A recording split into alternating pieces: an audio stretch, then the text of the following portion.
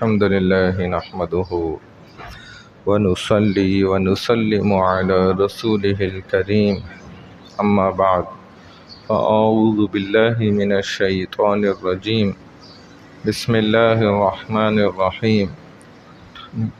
رسول اللہ صلی اللہ علیہ وسلم نے فرمایا کہ الدنیا جیفۃ وطالبها کلاب، کہ دنیا یہ مردار کی مانند ہے اور اس کو طلب حاصل کرنے والا وہ درندہ کتے کی مانند ہے۔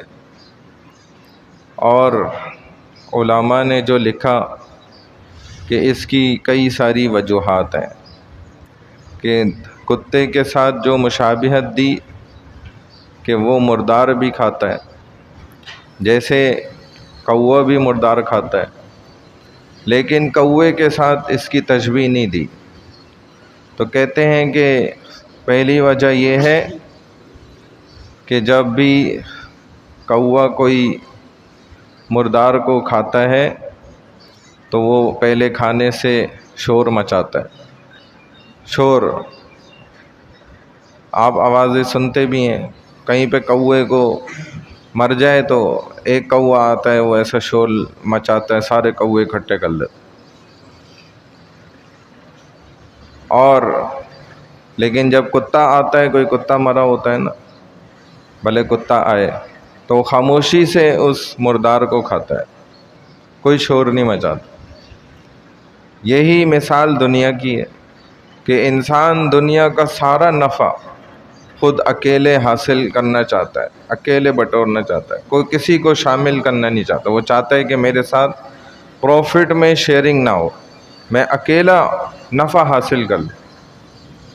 اور دوسرے نمبر پہ کوا، اگر ایک کوا ہی مرا ہوا ہوگا نا سامنے، اور کہتے ہیں اسے آپ مار کے اگر لٹکا بھی دیں نا، بھلے 1000 کوے اکٹھے ہو جائیں گے لیکن کوا کوے کو کبھی نہیں کھائے گا، یہ اس کی عادت ہی نہیں ہے۔ لیکن اگر کتا مرا ہوا ہوگا تو کہتے ہیں کہ یہ کتا جو ہے نا اس کا گوشت بھی کھا لے گا۔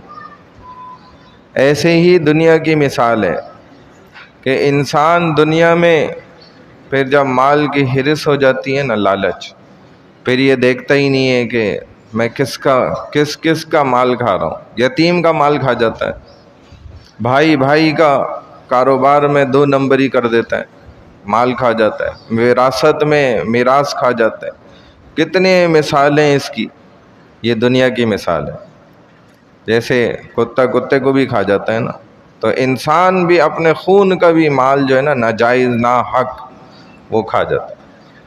تیسری بات کہتے ہیں کہ کوا جدھر مر جائے نا، ادھر دوسرے دیگر کوے جو ہے نا قریب جانے سے، عین اس جگہ جانے سے جدھر وہ مرا ہوگا، چاہے کرنٹ لگ کے مرا، کسی اور وبا سے مرا، کسی بھی وجہ، عین اس جگہ پہ نہیں جائیں گے، تھوڑا فاصلے پہ تو کھڑے ہوں گے، شور مچائیں گے۔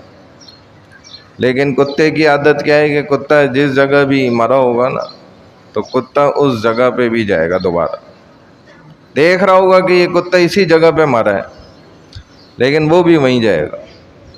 اور یہی علماء نے لکھی دنیا کی مثال ہے کہ انسان دیکھ رہا ہوتا ہے کہ جو لوگ دنیا کے اندر غلط کام کر کے ناکام ہو رہے ہیں، یہ بھی وہی کام کر رہا ہوتا ہے اور نہیں باز آتا، نہیں سدھرتا۔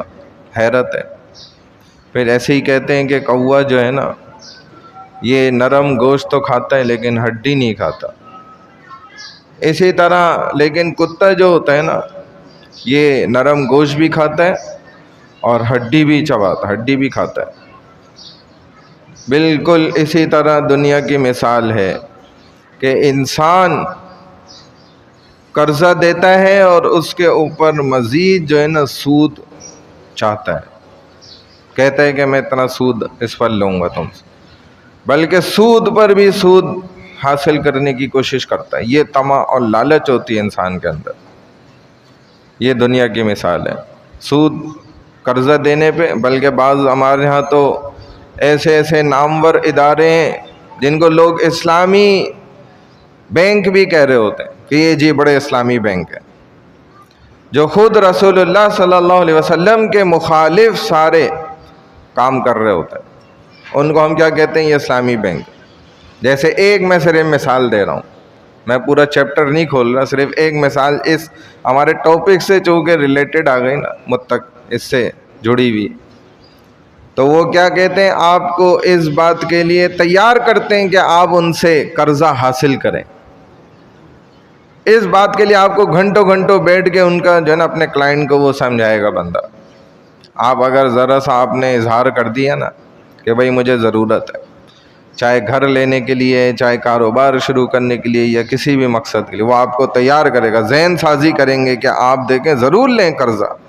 حالانکہ رسول اللہ صلی اللہ علیہ وسلم نے تو اپنی زندگی سے یہی ثابت کیا کہ قرض کیا ہے؟ بری چیز ہے، یہ کبھی حاصل نہیں کرو، قرضہ مت لو. نبی علیہ السلام نے بھی جو قرض لیا اپنی زندگی میں، چونکہ حرام تو نہیں تھا، امت کو مسائل سکھانے کے لیے کہ دیکھو یہ لینا غلط، یہ اس سے حتی الامکان فاقہ کر لو لیکن قرضہ مت لینا.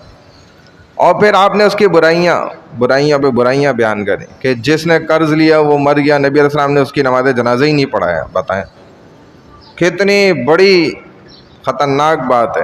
ایسے صحابی کی نماز جنازہ نہیں پڑھا رہے آپ کہ جو مقروض مر گئے، انتقال کر گئے، اور ان کے اوپر قرضہ تھا کسی کا مال. تو نبی علیہ السلام نے تو قرض لینے سے منع کیا، روکا، اور آپ قرض دینے کے لیے لوگوں کو پیچھے لگ رہے ہیں، تو یہ تو غلط بات ہو گئی. تو اسی طرح وہ مال دیتا ہے قرض اور اس پر سود حاصل کرنے کی پوری طمع اور کوشش کرتا ہے. یہ حال ہے. اسی لیے شریعت نے دیکھیں آپ صلی اللہ علیہ وسلم نے کتے کی مثال دی اور اس کی مثال نہیں دی. اور پانچویں علامت کیا ہے کہ کوا کوئی مردار مرا ہوگا تو اس کو کھائے گا دن میں، اور رات میں گھونسلے میں جا کے سو جائے گا، آرام کرے گا. لیکن کتا کیا کرے گا کہ دن میں اگر اسے مردار ملے گا تو کھائے گا، اور رات میں اسی جگہ اس کا پہرا دے گا کہ کہیں دوسرا کوئی نہ کھا جائے. یہی دنیا کی مثال ہے کہ انسان دن میں کہتے ہیں نا دکان کے اندر، اور رات میں دکان اس کے اندر. دن میں کاروبار میں، فیکٹری میں، اور رات میں سارا حساب کتاب میں لگا ہو. زندگی کیا ہو گئی؟ صرف پیسہ پیسہ، مال مال، دولت دولت، گھر گھر، اور یہی زندگی رہ گئی مسلمان. یہ تو ایک عام انسان کی بھی زندگی یہ نہیں ہے. ایک مسلمان کی 6 جائے گی ایسی زندگی ہو. اور آخری بات کہ اللہ سبحانہ و تعالیٰ نے نا پتنگوں کے اندر، یہ جو پتنگے ہوتے ہیں نا، کیڑے مکوڑے قسم کے، ان میں جو یہ مکھی ہوتی ہے نا، اس کو اللہ نے بہت حرص والا بنایا، لالچی. اس کے اندر لالچ کوٹ کوٹ کے بھری ہے. جہاں بھی بیٹھے تو اس کی کوشش ہوتی ہے کچھ یہاں سے لے کے جاؤں، خالی ہاتھ نہ جاؤں. لالچ ہے اس میں. اور تمام پتنگوں میں جو یہ مکڑی ہوتی ہے نا، یہ بہت زیادہ، سب سے زیادہ قناعت پرست ہے.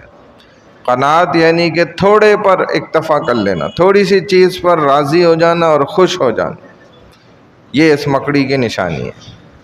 اور اسی نشانی کی وجہ سے اللہ سبحانہ و تعالیٰ نے اس مکھی کو اس مکڑی کی غذا بنا دیا. یہی وجہ ہے کہ مکڑی کس کو کھا جاتی ہے؟ اس مکھی کو بھی کھا جاتی ہے. لیکن یہ مکھی مکڑی کو نہیں کھا سکتی، یہ اس کے جال میں پھنستی ہے اور سکون سے، کیونکہ لالچ ہے نا اس کے اندر. تو یہی عادت جو لالچ پہ ہم بات کر رہے ہیں نا، یہ روحانی بیماری ہے جس کو لگ گئی آہستہ آہستہ. جیسے دیمک اندر سے کھوکھلا کر دیتا ہے نا انسان کو، یہ لالچ اندر سے ختم کر دیتی ہے. اور یہ لالچی انسان جو ہے نا کبھی رسول اللہ صلی اللہ علیہ وسلم کا عاشق نہیں ہو سکتا، نہ یہ اللہ کا عاشق بن سکتا ہے، اور نہ یہ صحیح دین پر مکمل چل سکتا ہے. جس شخص کے اندر لالچ ہوگی اور جس کے اندر سخاوت آ گئی، تو شیطان کہتا ہے مجھے ڈر لگتا ہے کہ چاہے یہ گناہ گار انسان ہی کیوں نہ ہو، کہیں یہ ایک دن، مجھے اس بات کا ڈر رہتا ہے، اس سے زیادہ میں ڈرتا ہوں کہ یہ ایک نہ ایک دن جو ہے نا یہ بہت بڑا کام کوئی کر جائے گا، یہ بہت بڑی جنت حاصل کر جائے گا. سخی آدمی اور شقیق آدمی بدبخت جو حریص ہے، لالچی ہے، بھلے وہ کتنا ہی دیندار کیوں نہ ہو، تو شیطان کہتا ہے میں اس سے بے پرواہ ہوں، یہ ضرور جہنم میں ہی جائے گا۔ یہ جنت میں، کیونکہ اللہ نے لالچی انسان کا کام ہی کوئی نہیں ہے جنت کے اندر۔ اللہ ہمیں عمل کرنے کی توفیق۔ سبحان اللہ وبحمدہ، سبحانک اللہم وبحمدک، نشہد ان لا الہ الا انت، نستغفرک ونتوب الیک، برحمتک یا ارحم الراحمین۔